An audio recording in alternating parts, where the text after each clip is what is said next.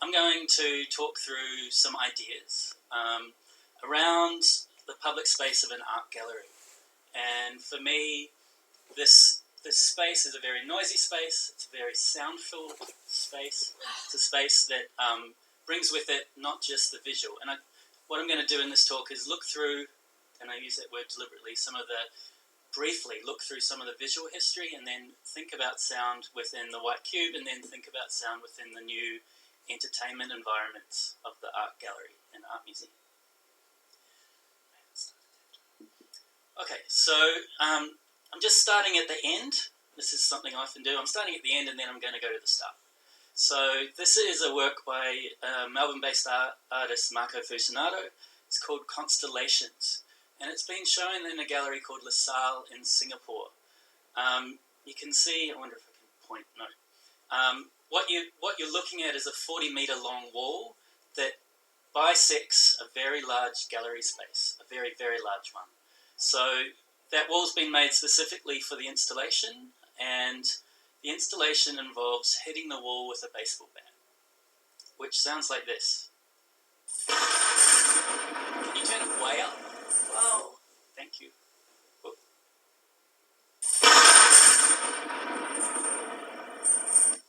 So for this work, this baseball bat's chained to the wall. The audience picks up the baseball bat and hits the wall. When you hit the wall, up to 120 decibels of sound comes out. So what you just heard then was maybe 80-ish. The sound is extremely loud. So there's this feeling that you're picking up the bat and you're taking a strike at the wall, and then the wall strikes you back with air pressure, really hard.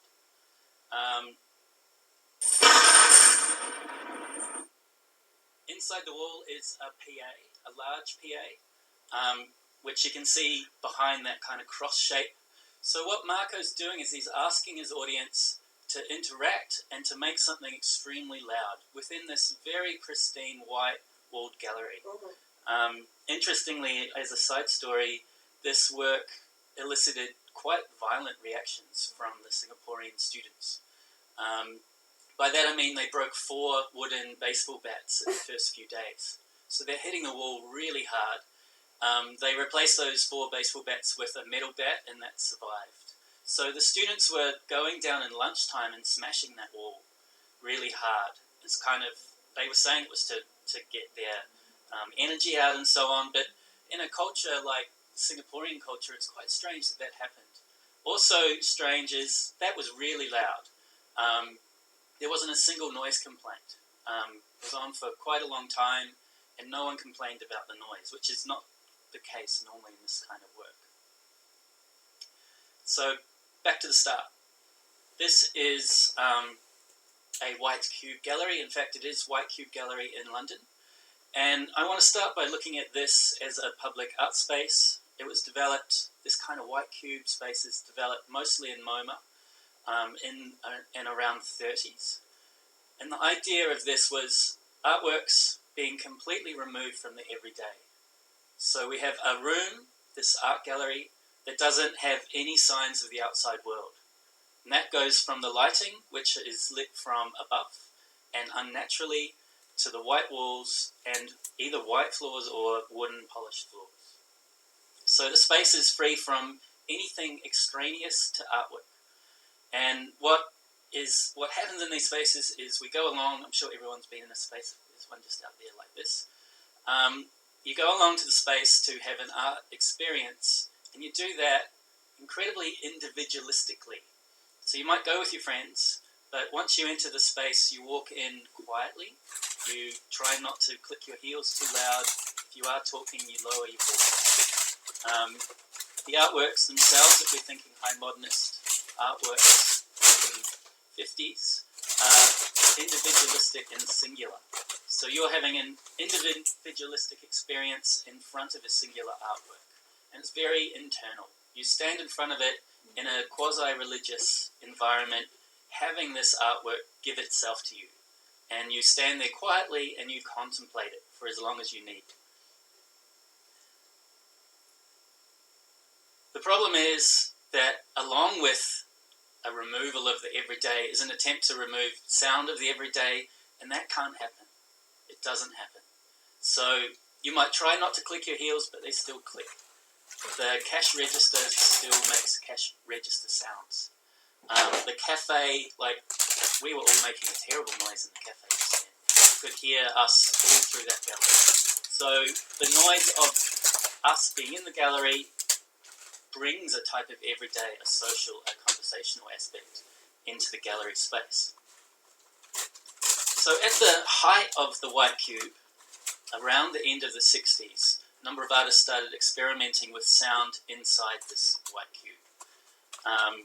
And for the book I'm currently writing, I don't have an image to show you, so you can pre-order it.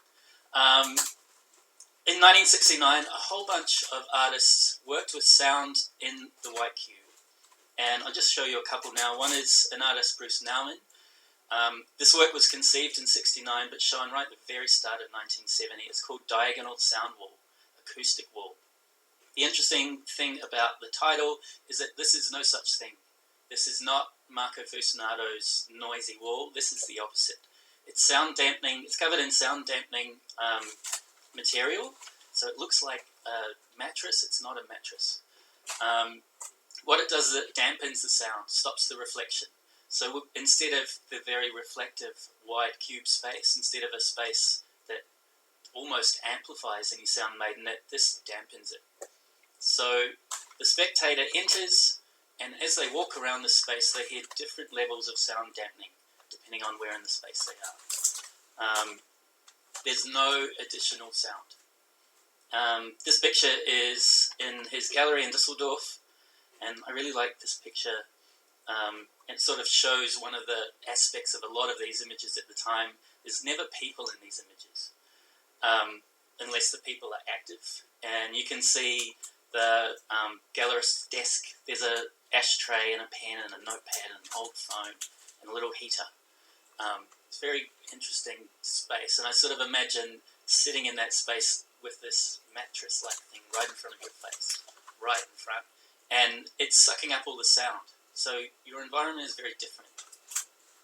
So this is a White Cube gallery where the sound has also been removed, not just the decoration, not just seating, not just unnecessary items. Sound has also been removed, perhaps seen as unnecessary.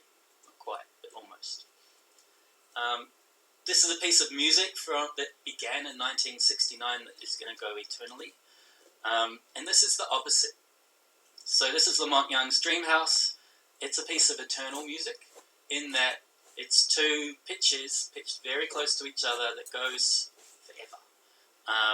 And by pitching really close, you get different sorts of patterns in the spaces. Those sounds bounce off the wall and bounce off each other. This is a very, very loud installation. The sounds are played at very high volume. So we have this white space, again, this cube. This is not literally a cube, but it has been shown in white cubes. The sound is played very loudly, and for me, this is kind of a high point in the modernist theories and modernist architecture of the white cube.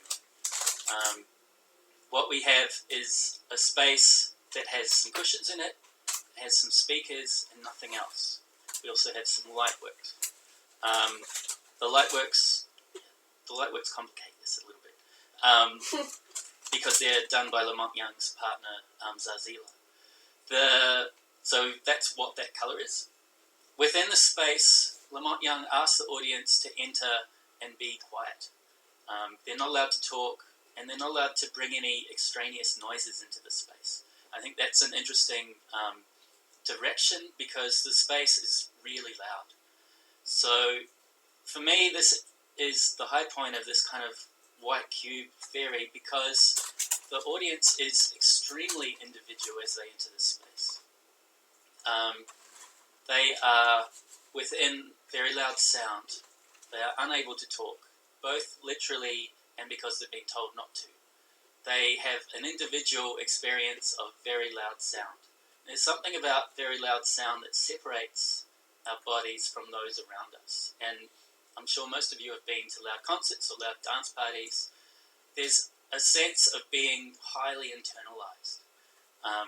in very loud noise. And by internalized, I mean you're hit by pressure, literal pressure, you're rumbled by sub, you're massaged, sound is literally entering your mouth, entering your lungs, entering your ears, etc.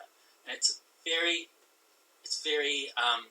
separative, if that's a word. It's very hard to see yourself. You're experiencing the performance with other people, but you're completely isolated from them. So this sense of isolation, for me, is reaching its high point here. So, with this in mind, jump back to the present. This is the only bit I'm reading because it has words I'm not very good at pronouncing. So recently, an author, Rob Stone, wrote a really interesting book called Auditions, and he points to the notion of ascesis, and he argues that quiet, uninterrupted isolation within urban planning as a strategy can be sacrificed in order to produce a social necessity, namely a social community. So this is the argument that the quiet, uninterrupted, and isolated living environment can be foregone. We can give it up so that we can have a social community. And so for the next 10 odd minutes of my talk, I'm going to talk about how I'm seeing this shift from quiet and isolated and individual experience of art within art museums to a much more socially engaged and active one. So this is a work by Ai Weiwei called Sunflower Seeds, and it's appearing in the Tate Modern's Turbine Hall. So the Tate Modern's Turbine Hall is an extremely large space. It is part of a gallery that sees literally millions of people walk through its doors every year. And the space so far has been used for almost entirely used for singular installations. So this very large space has one work in it. And the use of this space calls the artist to do a bunch of different things in terms of strategy. One is they can just make their normal work bigger, and that's been done a few times. Tessa Dean did that. Just make it larger for the space. The other strategy, which is being more common, is to make all-over installations, where the installation literally fills the space and the audience enter it. So here you can see these are Ai Weiwei's sunflower seeds. They're made out of ceramics. There's millions of them. The audience is standing on the work. That's not something we're used to. It's not something we normally do. They're standing. There's some people lying. There's people talking. There's a whole bunch of noise being made, although the sunflower seeds dampen the space, as an aside. So this enlarged audience changes what we call the noise floor of the space. It raises it. So instead of having quiet, hushed environments, we have very noisy environments with lots of people. Kids are extremely welcome in this gallery and they're asked to play. They're not silenced. The sheer size of the audience in this space changes substantially this noise floor. And perhaps this is best seen in this work by Olaf Eliasson. It's in the same space, the Turbine Hall. It's called the Weather Project. And this, for me, really is a turning point in terms of sound in museum spaces. So the work is kind of like a fake sun. So on the left-hand side, you can see the sun. It's really just a big light. And you can see a whole lot of people hanging out together in this environment. So I don't know if this joke works here or not, but I make a joke about this. This work was filled with people all the time, lying around. People took their lunch. I've got a friend who lived nearby, and she said that they took their lunch there every day, and they ate their lunch in the installation. There's some pictures of some people making out in there. There's a lot of action. There's a lot of hanging around. And the reason for that is that in London, where this is installed, they've never seen the sun before. It works. So that works. So they've never seen the sun, almost literally. Like, this is in the colder months. People went there because it was much nicer than anywhere else to go. They went there as if it was a park, but it's a concrete floor. But they treat it like a park. They treat it exactly like we would treat a public park. So this caused a lot of trouble. There's some stories around how the Tate handled it. It's the first time this had happened on this sort of scale. They didn't know what to do. Were they meant to stop people? Were they meant to move them on? This is not how you act in an art gallery. Not many of us would have made out in an art gallery. There's more jokes there, but I won't do it. So there's a sort of noisy environment. There's somewhere that you go to spend time. You don't walk through it quietly, individually contemplating individual artworks. This is an all-over artwork where everyone is inside it.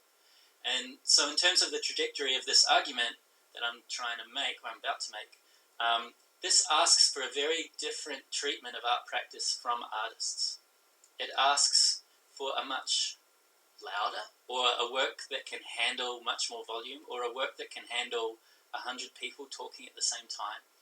It is not the sort of space where you go to stand quietly in front of an artwork. So for the rest of the talk, I'm going to look at some Australian work. Can you turn it up again? Again, we're back with Marco Fucinato.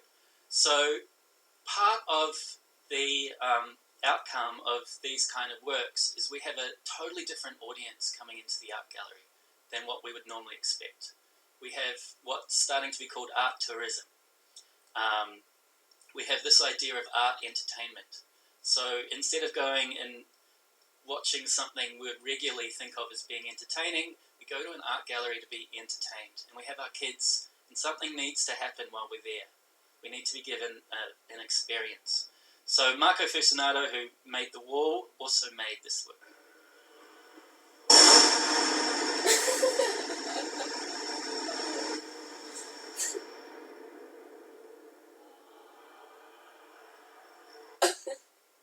I'll just show you that again. Now you know what's going to happen.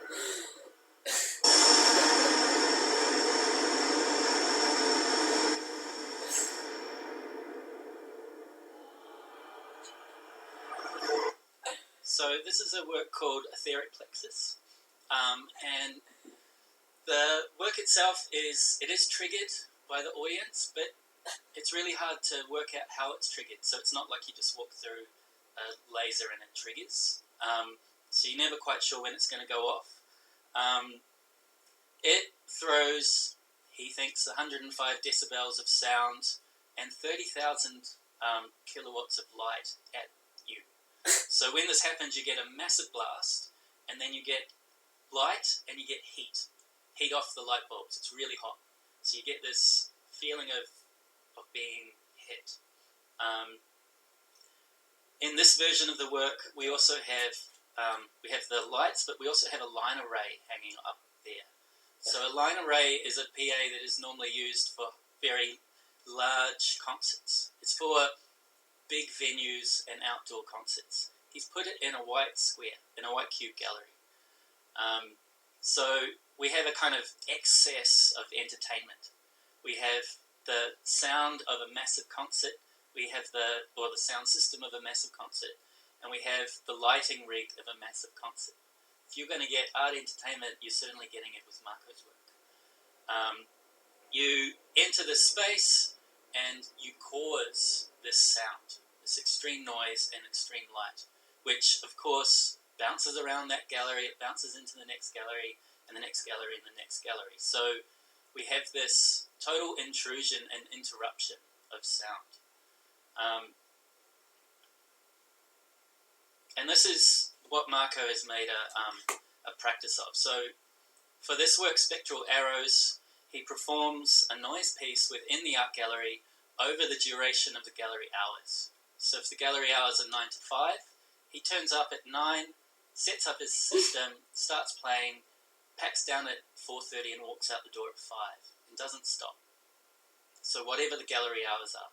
So it's a very long duration noise work. Again, can you turn it up a little bit? So I'll just play a few seconds.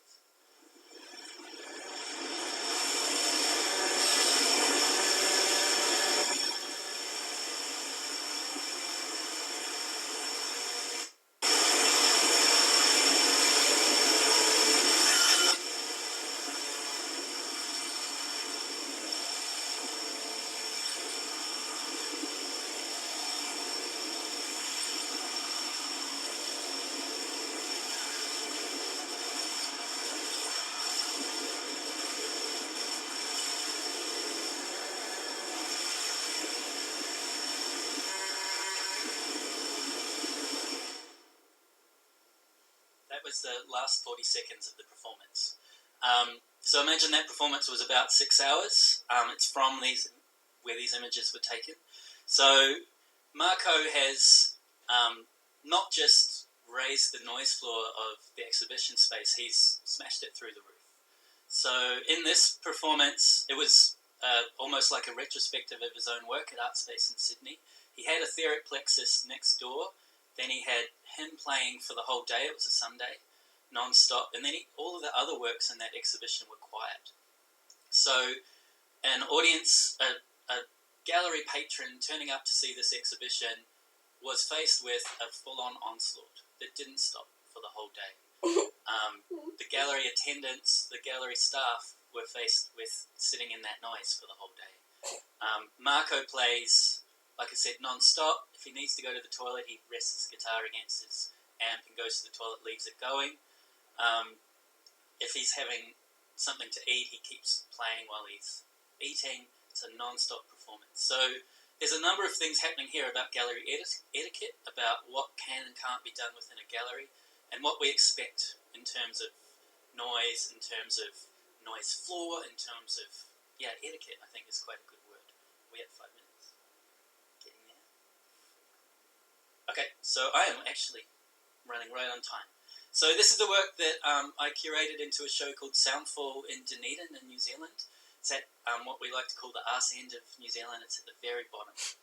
And they have this amazing wall that is 7 metres high by 23 metres long. And we installed this work of Marco's. It's basically like wallpaper, where we blew up an image. So they originally started this size. There's a person there you can see. They originally, before this work, started the size of a newspaper clipping. So he blows them up to that size, then he blows them up to that size, and just to get a sense, it's that big. Printed onto wallpaper. There's the wallpaper guy putting it up. And for me, this work is incredibly noisy. It doesn't have audio, or it doesn't have sound waves. It has visual sound. I won't explain quite what that means, but to me, this is a really noisy work. You hear the fire burning, you hear the riots, you hear the stone throwers. The other noisy moment within the art gallery context is the opening. So the opening is a noisy moment which is allowed. It's a time when you can go to an exhibition and completely ignore the exhibition and it's okay. It's a time where you're allowed to drink wine in an art gallery, which is awesome. And you don't necessarily go to an opening to experience the work. You might be going to support a friend, you might be going to see other friends. It's a very social networking moment. It's totally fine to make noise. So this is a work by Kusum Normoil, who's taken that to another level. She performs not only at openings, but quite a lot of openings. This was a very serious opening in Dunedin. The gallery ladies still come along. The women that go to gallery openings still come along in mink jackets. There's actually a whole bunch of mink jackets lined up. It's very 70s Dunedin. So everyone's drinking quite nice wine and batch brewed beer.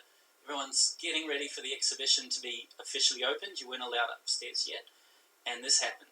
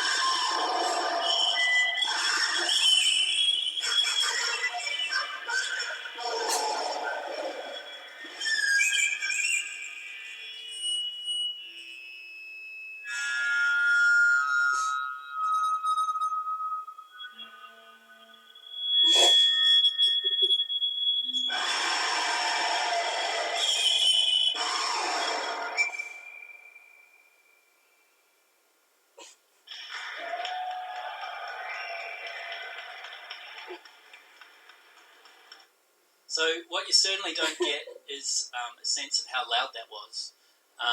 It's a very high atrium in that space, and the feedback was circling. You could hear it circling around upstairs, back through her microphone, back through the amps. Those amps were all of the system. There was no PA. She was just using those 2 guitar amps and her voice, no effects. It's interesting in terms of that audience. A few people left, which you might have seen. Far more people came in than left. It was almost shocking how loud it was, and it was really shocking more people didn't leave. So within these spaces, Kasum's performing a type of extreme feedback terror, whilst people sip wine and have nice conversations. That time she was away from the audience. She's normally more in the audience, like the image on the left, where people physically get jostled by her and knocked over if they get too close. So just to wrap up, the idea that I'm trying to talk about here is this idea of shifting qualities of public space within an art gallery from a very quiet, a very semi-religious, a very quietened space, both in terms of visuals and in terms of artworks and in terms of audience, and a shift in the last decade, 15 years, into a much more entertainment-driven, larger audiences type environment, which are necessarily louder. And I'm seeing the work of Marco and Kasum as being an interruption in that. So yes, we expect to be entertained. No, we do not expect to scream. We don't expect to walk into a space and have 30,000 watts of light thrown at us. We don't expect to pick up a baseball bat and start hitting the wall. So there's a big shift here. If we're going to interrupt a noisy space, one of the ways we might think about interrupting it is to turn the volume up.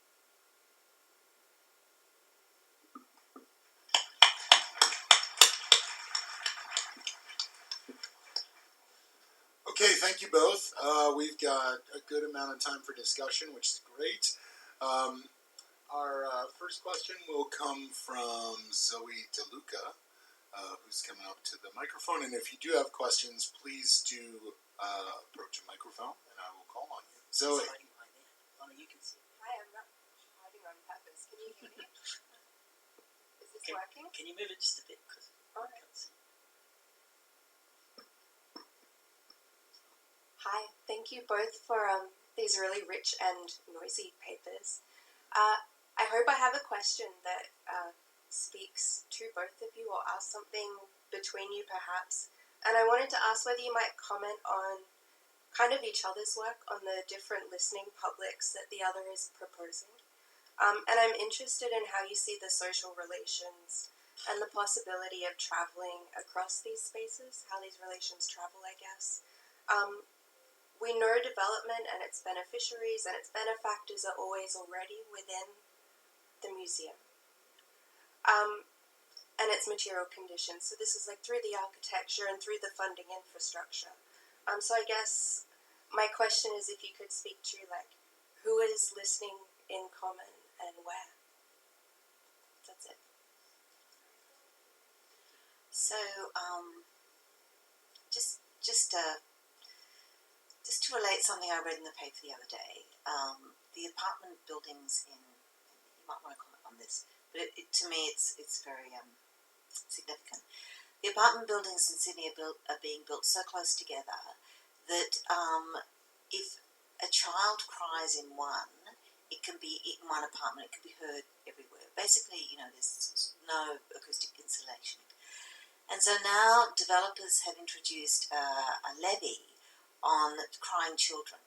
So if you have a baby that cries non-stop and it's above a certain decibel limit, you can be fined. And so that now there are these poor mothers who are stuck in these apartment complexes with crying children who are facing levies all the time. So this is to say that sociality and noise aren't always a fantastic thing. That sound and volume in cities, and particularly in cities under development, aren't necessarily the communal sort of feel-good stuff that art galleries often like to. I'm sorry. I have to say this. Art galleries often don't. Art galleries often have this kind of notion of providing a social space, a communal space, sort of a kind of fake community, if you like, a sort of neighbourhood feel. The show of Oliver Larson that you were talking about, that I actually saw that in San Francisco Museum of Modern Art, along with, and it was a very interesting installation. It was also along with another installation that you might not have seen of a BMW that melts in the. Have you never seen that? Okay. So that was people experiencing the cold, and it was, if you haven't seen it, it's a very interesting one to sort of reflect on. But yeah, so my argument is that noise is actually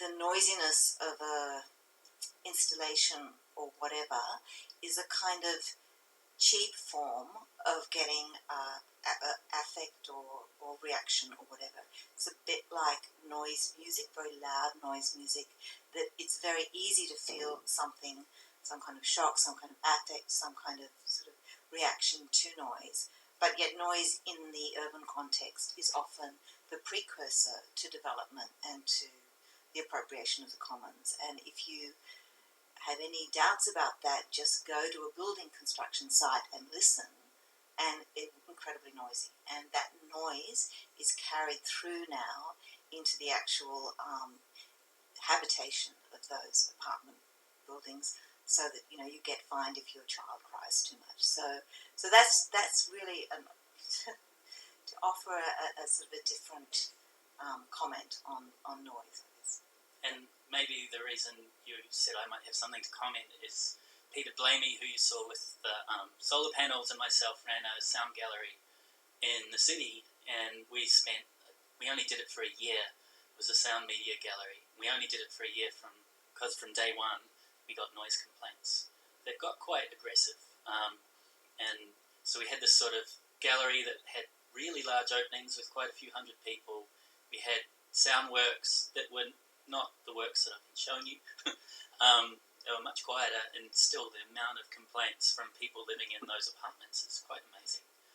And everyone's got these stories. You always get there was a neighbour who was complaining about the garbage trucks and what time they came, let alone my gallery. So the urban environment and noise is a two-way kind of street. Also, I think one way to think about Marco and Kasum's work is through intervention. I didn't really speak about that much, though it was in the title. By intervention here, I'm thinking about a situation where you have an environment, an expected environment, and then something happens briefly to knock you out of it. You wouldn't expect Marco's work to be on in the streets, or we've all had neighbours having loud parties, all that kind of stuff. I'm not talking about valorizing noise for the kind of sake of it, or as a dream of a better world filled with noise or something like that. It's about intervention, and I think all these works actually do that. In the works I'm looking at the moment with sound, they intervene on what we expect our bodies to be put through. They intervene on what we expect when we go to a gallery. And often when I talk about Marco's work, there's normally an angry person in the audience that says, how dare he do that? What right does he have to subject his unwitting audience to such violence? So there's a sense that we carry our bodies into these public spaces and we expect a certain treatment of them or something like that. And then these artists are coming in and they're smashing that expectation. And that's the moment, that little intervention is the moment where it's doing something for me. That's where something happens. Did we even begin to think about your question? I think you did, but we can also talk about it later. Thank you. Thank you.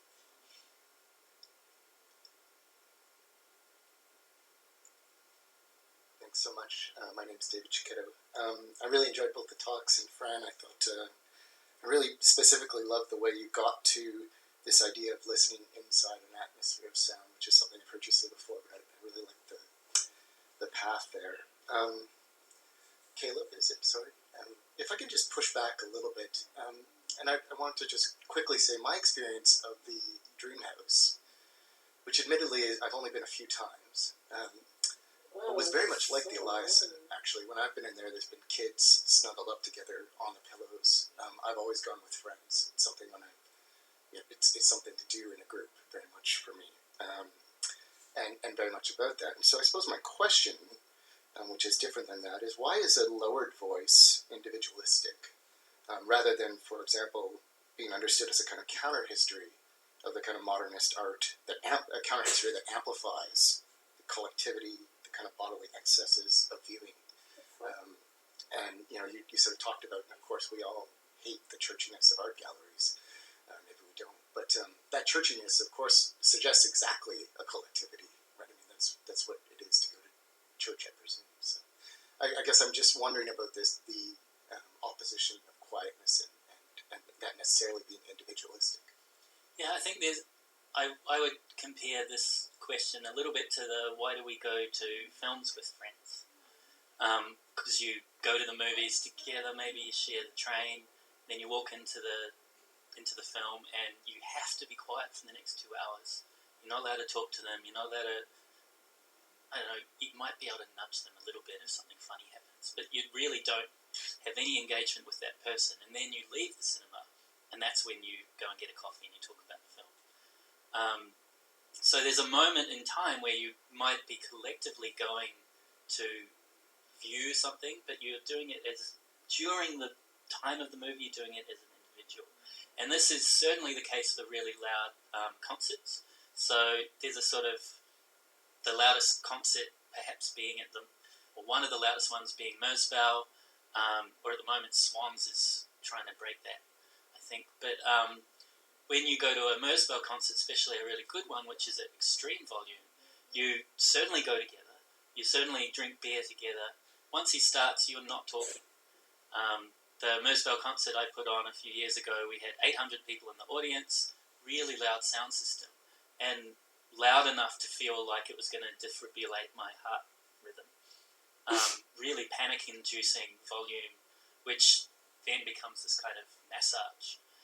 No one is talking, and yes, we're experiencing it collectively in the sense that we're all hearing that, and we're all freaking out or loving it or hating it. And outside, everyone's talking, but inside, there's this feeling that your body is actually separate from anything else. You can't quite think. There's quite a few people write about this in extreme noise. It's really hard to think about what you're going to have for dinner. It's really hard to think about mundane things. The noise actually seems to beat that down or away. And so the body is really isolated. It feels like it's being lifted or massaged. It feels like you cannot think about everyday things, and you certainly can't have a chat to your date if you've taken a date to this Mersbow concert. As soon as you leave, actually a Mersbow concert is going to be a little bit hard to keep that conversation up because your ears are ringing.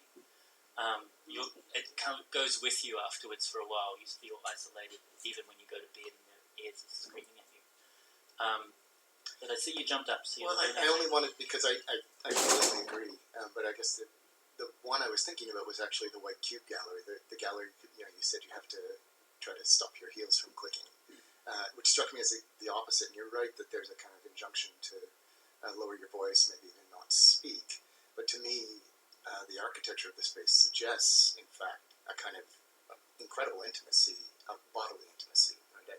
The fact that whatever I do with my body becomes amplified. Even the awkwardness I feel in being seen to view a piece in collectivity. So I suppose there's, just as it becomes a kind of incredibly individualistic experience of a visual artwork, I wonder if sonically it becomes the opposite. And what sparked this thought in my mind was just friends' comment about listening inside a kind of atmosphere. So. I definitely think that it's an impossible dream. So that the idea of the white cube is impossible. It actually is impossible. I had a long-running conversation with a gallery called Art Space, where the director believed that if the sound happened outside of the gallery, it couldn't be heard inside the gallery. And I'd say, what do you mean, listen to the truck go past? And he went, yeah, but it's outside the gallery, it doesn't count. there's this type of deafness in there. So it's more, I guess I'm more talking about a dream of silence and whiteness. Okay, the walls are never truly white. They're probably whiter than it is quiet. We can't stop clicking our heels. We do want to talk. The cash register is going to be used. So, yeah. I'm going to take the moderator's prerogative and ask a sort of follow-up question. I love that. It's a really loaded term when talking about art galleries. It is probably whiter than it is quiet on a lot of fronts. But what I want to ask actually is about the sound of the white cube, because when I think about sort of sound installations in galleries, there's an incredible sameness to them, because while the gallery removes itself visually, like in that description you gave at the beginning, it imposes itself acoustically, if in no other way than reverb time. And the number of sound installations I've been to where it's kind of the same old droney thing. Now, I happen to love sounds with a lot of reverb on them. It's also very churchy, to go to David's point, right? What other kinds of buildings have, where you're supposed to pay attention, have long reverb times? Churches. So I went and saw Susan Phillips' War Damaged Musical Instruments installation when I was in London. And it's the same thing, like these, very interesting sounding instruments, which are then subjected to this very homogenizing timbre of the space. To use John Mowatt's terms, space is the grain of sound. So, one thing that's happened is that that the presence of sound in galleries has caused them to actually change their own physical configurations. You look around this room, there's a lot of work being done right now to reduce the reverb time in here. So I wonder where that fits into the story you're telling, Caleb, about, because you're trying to give this history of gallery sound, which is like clearly something that really needs to be written, because it isn't. It's a presupposed background to a lot of the work that exists on sound art. But where does the actual sound of the gallery space fit in? And for Francis, like, you are really interested in stuff that's starting to happen outside of these spaces, but some of them, like the warehouse, is going to be even more like that, and some, like the house concert, completely different. So how does the sound of the space actually relate to the artistic practices that you're thinking about, right? Because it's, in essence, a part of them.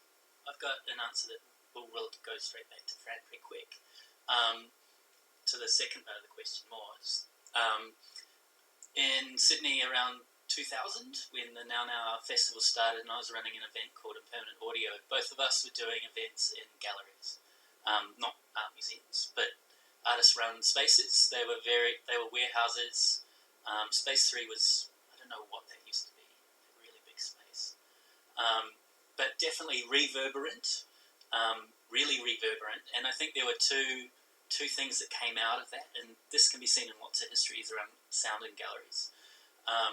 For Impermanent Audio, we could only borrow a really crappy PA that couldn't handle sub very well. If it did, it would pop a fuse. And so we had this small PA in a small space, and people played small sounds, really small, really tiny micro sounds. So we sort of developed this scene around quite minimal sounding sounds. Whereas the Now Now was in this much bigger space, more cathedral-like, really high ceilings. And the Now Now and its related monthly event, they almost, for a period, stopped amplification. They sort of didn't need it. Everyone had instruments, and there was no need to amplify these instruments because the space was amplifying the instruments enough. And when they did put PAs in there, they really blasted them. So there's a weird kind of dichotomy happening there. Well, I guess the example I think of is the Museum of Modern Art in Tokyo, which I saw a few years ago. There was an exhibition a sound exhibition, had a lot of sound artists featuring really interesting work. But it was exactly what you were talking about. And what I know, in the sense that it homogenized the sound. And it's virtually impossible to have, a set of sound installations without them the sound bleeding to each other. So what they did, and I thought that this was really kind of interesting and significant, is they had a drone running, like a sort of a frequency that united all the installations in a particular sound. So I played some of these pieces before, but in your class, but there is a particular sound, and if you listen to it, it has a certain frequency range and a certain sort of timbre, if you like, and it reminds me of the sound of synthesizers have a particular sound. You know when something's it's that kind of sound. There's a kind of airiness about it.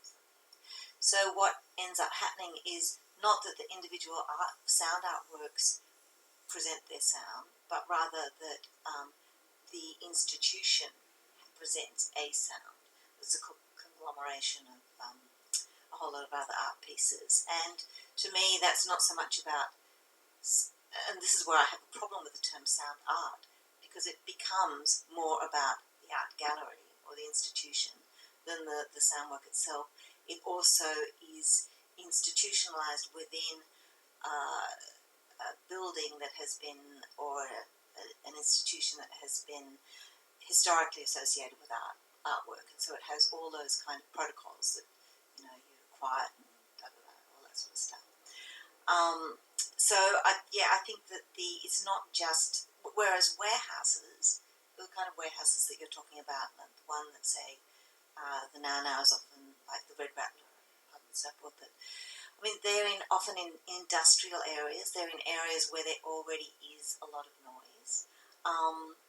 And so and there is no kind of, what would be a similar sort of protocol. So it's not just the building and the space, but also the kind of cultural conditions under which those buildings have arisen, where they come from sort of historically within the culture, and what is associated with them. So I think it's a huge question, and I just don't think you can take the art out of the gallery in some ways. I mean, even if it's sound art, I think the art stays in there. And probably similarly in the warehouse and in the industrial area, where a lot of these events like the Now are held, because they can't be in the gallery because they can't afford, it's too expensive. They have their own sort of, that has its own kind of resonance as well in terms of economies and cultures. All right, we got time for one more. Very much for the two talks. So this is more of a question, I think, that dedicated to Caleb. I'm trying to think about the shift that you're talking about, and there's a sense where I'm asking myself, well, what happens to perception? The viewer's perception, the listeners, right, listening. And it seems to me that in the sort of last moments, this last evolution, which is entertainment, but then sort of doing an excess form of entertainment, well, it brings you into the situation where, in a way, the whole, we can't really say that exactly, but something like that is happening where the whole perception is sort of taken care of, despite you. You're just receiving it, right? And so maybe you have a few comments on that, and what that sort of what is your thought about that? And there is a sense also that I understand this question of the strategy and trying to go beyond the expectation. But when you go into a gallery, you always expect, that something will go, something will happen, whatever. And so there's sort of already a public which is already sort of sorted out, right? Who's going to go to the gallery, and which is already sort of expecting something unexpected to happen, right? So there's that part of it that also, I think, touches upon the question of perception. And perhaps the last point that also touches the question of perception is that I'm wondering if the homogenization that is happening, for example, perhaps in sound art to a certain point, if it's not also happening, let's say, even within the gallery goers, in the sense that, again, if you're not really, if the perception is made for you, so then the sort of response that you have will be sort of homogenized, in relation, independent of any type of work that you're going to be looking at. So that's it. So it's a question around perception and the shift that you're trying to articulate. There's a couple of things in there. One is I strongly disagree with the term sound art. I'm not going to go into that now, but I don't think there's such a thing. And sound art. And no one would call Marco a sound artist, and if they did, it would be a bit weird. It'd be like calling Christian Marclay a sound artist. They're just not. So what is important in Marco's work is, I'm looking at one specific thing here, which is that barrage of sound, but there's a whole lot of other things happening as well that aren't below the surface, that are really up front with his kind of political approach to art making. In terms of, just when you were talking then, why I opened this image up is I was talking about this work in Berlin last year, and an audience member got angry and was telling me how it was violent and shouldn't be allowed to occur, and how could you surprise someone like that? And someone else in the audience said, who would be surprised by what happens? It's a line array in the gallery. What do you think's going to happen? It's not going to give you a kiss on the cheek. It's not going to play some kind of pretty lullaby. It's going to do something. Look at it. And, the light. What do you think's going to happen when those lights turn on? It's like, and what do you think when you walk up to that? Like, of course it's going to do something. So there's this sort of idea, on the one hand, that it's obvious it's going to do something. But with this work, no matter how many times I've watched it heaps, at Art Space mostly in Sydney, I still get a fright every time it goes off. I still get a fright when I watch this horrible little clip, which probably says something more about me and being jumpy than anything else. But you can't, even when you know exactly what the work is, exactly what's going to happen, it doesn't work like you think it does. You think you've worked out where the trigger is and how it gets affected. It doesn't work. And then there's these videos online of people waiting for it to go off and waiting, and it goes off when they're like talking and not looking. So there's a sense of, we know that you're going to be shocked when you go to a gallery, or you know that there's going to be something that's going to change your perception about your local community, or whatever it is that you're expecting. But there's something in these works that still break that. And part of that, I think, is the intensity of them. The intensity of Marco's work and Kasum's work is, no matter how many times I see these works, they still do their job. Whereas often one of the big criticisms of shock-based artworks is they work once and that's that. After you've seen it once, why would you see it again? You're not going to be shocked. These works, like I think most good art, require they ask you to go back. I think a lot of shock and a lot of pure sound art works, they don't require you to go back. You learn what you need to learn on the first go. And for me, that's one of the big, for me, having an artwork that stays with you and calls you back is a really important thing. It says something's going on. And I don't know if I answered the question. There were 3 in there. I've tried 2, I think.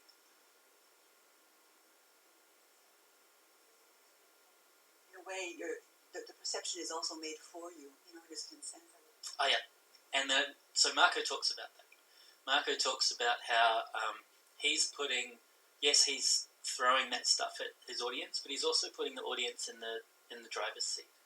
So, yes, he's smashing noise at you on that wall, but you have to do it yourself. So in terms of you're providing the impetus for that sound. You're the one that's turned it on. Your body, he talks about the bodies in this work as being performers. They're on stage. They've got stage lights on them. They've got a PA, and they are the actors. So he's sort of, I think he's trying to, he's bringing those audiences in. He's making them part of the spectacle, and not just walking through watching some screens, moving on, watching some screens. Okay, we're out of time. Our next panel will be at 3:10, Sculpting the Common, and there's a brief coffee break now. Thank you very much for coming, and thank you to the panelists.